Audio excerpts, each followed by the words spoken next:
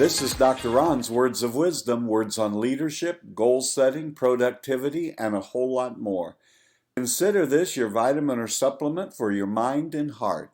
And wherever you listen to podcasts, would you mind subscribing to Dr. Ron's Words of Wisdom and leave a rating and a brief review? This will help others to be able to locate this podcast. I want to talk today about some tough questions.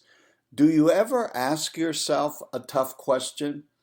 If you're in a leadership position, oftentimes we are in positions where we have to be the ones who ask people some tough questions.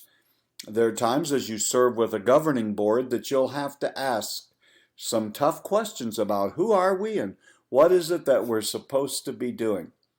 I had a little boy one time in a church that I pastored who would come up and tell me a joke with an answer. He'd ask me a question that I had no idea what the answer was, and then he'd tell me the answer, and it was really kind of a joke. Like one time he said to me, what's another name or term for a chicken crossing the road? Well, I had so many of these questions from him on a regular basis that I learned quickly to get to the punchline. And I said, I have no idea what another term is for a chicken crossing the road. And he'd say, poultry in motion, and just begin to laugh. Well, he did this nearly weekly.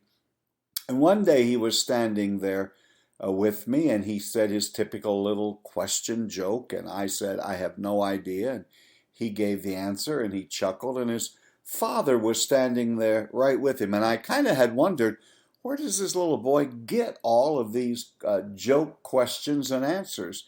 And then his dad looked at me and said, I have a question for you as well. What is another term for Santa's elves? I did the same to him as I did to his son and said, well, sir, I have no idea. He said, they are called subordinate clauses.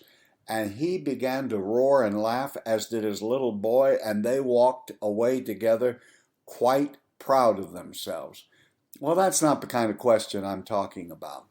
I am talking about that you and I many times are in the position where we're the ones who have to ask people the really tough questions.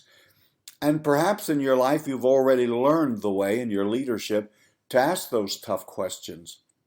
But I'm wondering if a better or another, I don't know about better, but another exercise would be, why don't we ask ourselves some tough questions sometimes?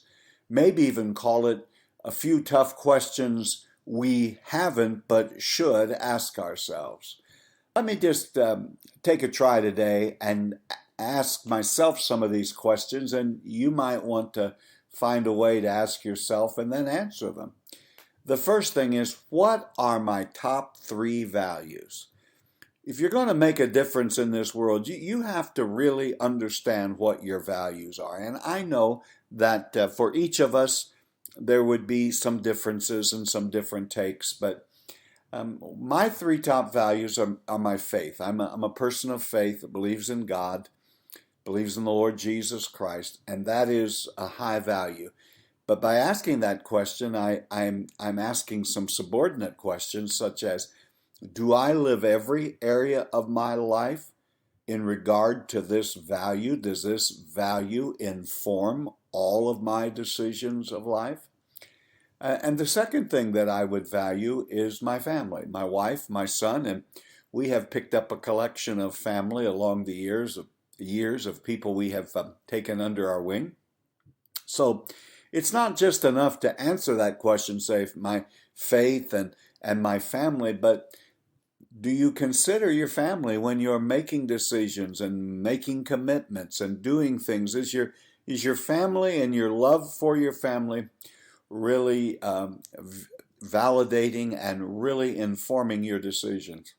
My third value would be friends and / personal growth and development, mentoring. It's just hard for me to name 3 values and just leave it there. But that's a good exercise that all of us in leadership, because we get so busy doing what we're doing, that we have very little time to reflect. I, at one time, had a position that involved some international travel and a lot of travel, and I was gone half or more of the time. And so I was going from one meeting to one speaking engagement to one event after another. And I loved the position. I loved what I was doing. Consider it one of the highlights of my life. If there was a downside to it, is there was a little thinking time. And if you're in a leadership position, you have to build into your schedule some time to do some reflecting and some thinking. And so that's where personal development and thinking and reading and learning and stretching yourself has to become one of your values. So the first question you ought to ask yourself is, what are my top three values? Maybe you want to put four or five, but what are the top values that drive and inform my life? The second question you ought to ask is my stress level too high? Well, if you're leading in any venue in life, it is stressful. And some of us have been doing the things that we've been doing for a few years, a couple of decades or more, several decades. And there are times that we just get used to doing what we're doing and we don't even recognize where we are in the area of stress. This is why I've taken to trying to exercise and eat better and do those kinds of things, is because you have to take care of yourself. And if your stress level is too high, ask yourself why. Well, you'll say, well, Dr. Ron, it's quite obvious. We're in a crisis at work. There are things in my family that are happening. And at this point, if you're a person of faith, you need to turn to the Lord, the Word, prayer, meditation, getting some help, talking to someone, finding a friend, a counselor, a mentor, someone that you can talk to. But I'm not sure that any of us ever ask ourselves the question, is my stress level too high? Am I practicing self-care? Am I doing my best to take care of myself? And one of the first places you could ask that question is just simply asking, is my stress level too high, and what can I do to bring it down? The third question is one I had to ask myself a few years ago, and I am still a work in progress answering this question, and that is, can I be a better listener?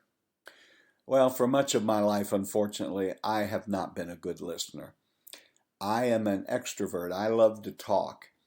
And so when I was feeling that I need to listen to someone, I don't believe I was really always listening. I was rather in my mind conjugating sentences for my response. And when you operate that way, you're not really even listening to them to know if what you want to say is what really needs to be said, is the appropriate thing, or is a thing that would be helpful. I've heard all my life that we have, the way that God made us, we have 2 ears and 1 mouth, so we should be listening twice as much as we're talking. It would only be in recent days that I try to keep that in my mind. And I'm trying to be a better, more present person when someone is talking to me. Even if it's regarding a subject that I have little to no interest in, I have learned to validate people, to show your concern toward people and for them, your genuine concern. You have to listen. And when I began several years ago of making a concerted effort to be a better listener, I was amazed at how much I learned simply by listening. To which I have come to say, I've never learned much when I'm talking, but I learn all the time when I'm listening. And so one of the things that I'm trying to do this year is to quit talking over people, quit interrupting, quit giving off the body language that says, would you hurry up now so that I can talk? And I am making a concerted effort to be a better listener. And anytime you have a tip that could help me on how to be a better listener, I want to be a lifelong learner. Well, ask yourself that question, leader. You're used to giving the speeches, to talking, to giving the direction. Are you listening to the people around you, the people on your team, your family, your friends? Do you really engage in listening? Another question that I had to ask myself is, do I carefully consider suggestions from others before I just dismiss them? Much of my adult life, people would come to me and say, I have this really neat idea of this program that we should do, this thing that we should really be a part of. And immediately, my default would almost be, great. Would you run that for us? Would you help organize that? Will you help raise the funds for that? And though it seemed, the way the answer was couched, that I was really interested, but if I'm really candid and honest, that question was more asked as a dismissal. It was as if I were saying, I don't have time, I'm not going to do it, and I'm sure you're not going to do it because you wanted me to do it. And so I have tried to recalibrate, and as people come to me with suggestions, I have wondered at times, have I missed opportunities in my life of something we really should have done or could have done, and simply because I had this default answer that says, yeah, that's a good idea, why don't you do it? Did I miss some real opportunities? So I've begun recently asking myself this question when someone comes with a plan, an idea. Did I carefully consider? Now, it still means you're not going to do most of it, I'm guessing.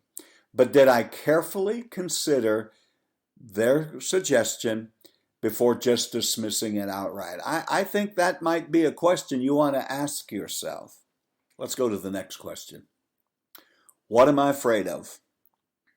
What right now is causing me the most fear? Is it a pressure point in my life? Is it a problem or is it a fact of life? If it's a fact of life, I can't change it. But if it's a problem, I can work on it. What is it that is causing me to be afraid, to maybe take action, maybe keeping me from moving in a particular direction?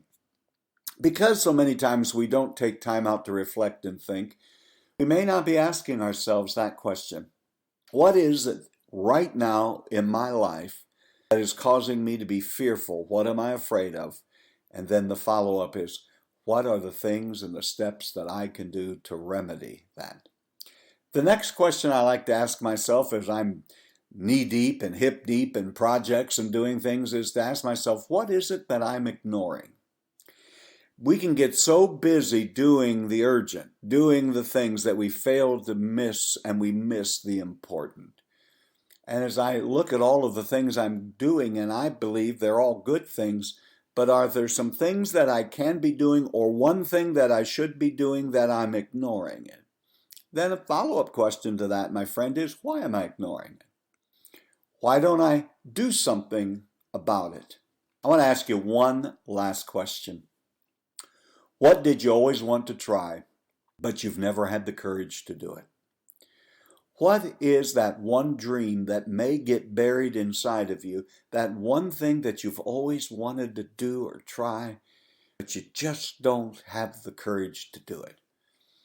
Could I say to you today, could you think of what that one thing is that you've always wanted to try?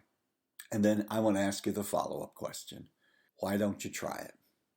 Why don't you seize the opportunity? Why don't you do it? You see, as leaders, we're always asking our people to stretch themselves and to do things that they're not sure they're capable of, and to believe a little more, and to do a little more, and to sacrifice a little more. Wondering if we ought not ask ourselves that question once in a while. What is it that I've always wanted to do? What is that one thing that I've always wanted to try, but I've never had the courage? May today be a day when you seize this opportunity and show the courage and actually once and for all do it. You've been listening to Dr. Ron's Words of Wisdom, words on leadership, goal setting, productivity, and a whole lot more. I hope today this has been a vitamin or supplement for your mind and heart. Would you mind downloading, subscribing to Dr. Ron's Words of Wisdom? Leave a rating and a brief written review. And until next time, why don't you start asking yourselves some of these questions, like what are you ignoring? What are you afraid of? And what did you always want to try, but you've just never had the courage? Go seize the day. And until next time, leader, you're doing better than you think you are. Have a great and blessed day.